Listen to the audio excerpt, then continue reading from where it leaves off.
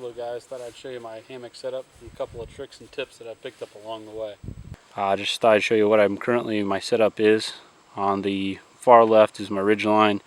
Weighs in at 2.3 ounces. It's 7/16 AM steel. Next I have two 7.5 foot straps of 1-inch webbing. It's 3.2 ounces. Next is my homemade hammock.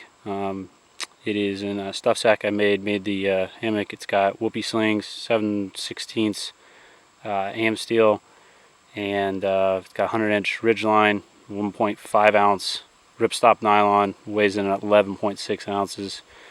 Next is a pretty new tarp. I haven't had much chance to use it. It's a War Bonnet Big Mamba Jamba tarp. I've got lines attached. The thing weighs in with the lines at 14.9 ounces. And finally, on the far right is Cafaro medium-sized stuff sack. It's got a Hammock Gear 20-degree top quilt and do-it-yourself underquilt I made. The underquilt's made out of 2 layers of 1.1 ounce ripstop nylon with 5 ounce per yard Climate Shield Apex sandwiched in the middle, and it's got adjustable suspension with shot cord. The total package of that, the top quilt's 1 pound, 5.4 ounces, and my underquilt that I made is 1 pound, 1 pound, 9 ounces. So the total weight for all my setup, this is good down to about 30. I've had it down to mid-30s. I haven't had a chance to get much colder. It's been too warm. And so the total weight for everything here is 4 pounds, 14.8 ounces. So for under 5 pounds, entire system, shelter and sleep. So I know a lot of people like to use different buckles and straps and stitches. This is my personal method.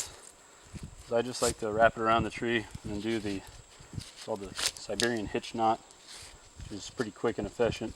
I don't have to worry about losing a little tiny clippy thing or having the stitching wear out or break, and that's it. So it holds tight, and then I typically use a taut line hitch for the rest of it. Just use a stick I find around, try to get a good stop one.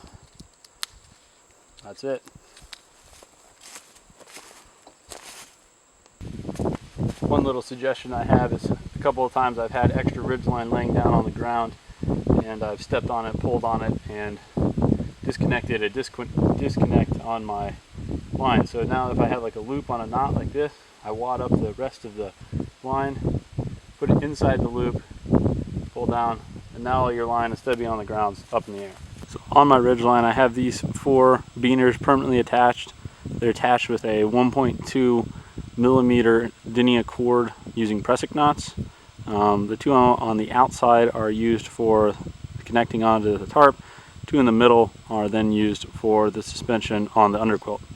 So I got kind of tired of constantly pulling out my line kit and tying all knots and taut line hitches and trying to get everything squared away. So I've decided just to leave lines on the end of the tarp, and here's how I've decided to do it.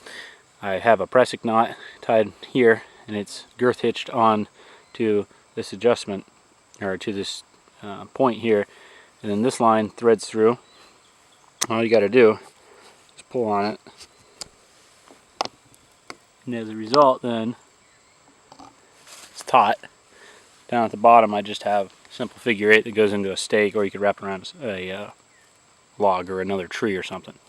So here's how my underquilt's attached. Here's the little S-beaner with the pressic knot.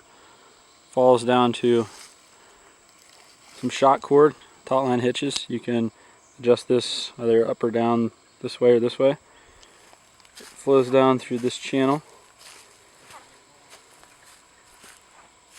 Back up again on the other side to another S-beaner. So now to tighten it up, there's a channel that runs like this. It's got a piece of shot cord and a couple of cord locks. Just tighten it up like that. Do at the other end.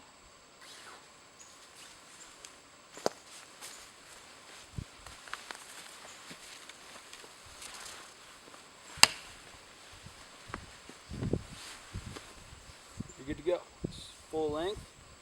Goes top of your head, all the way down the bottom of your feet.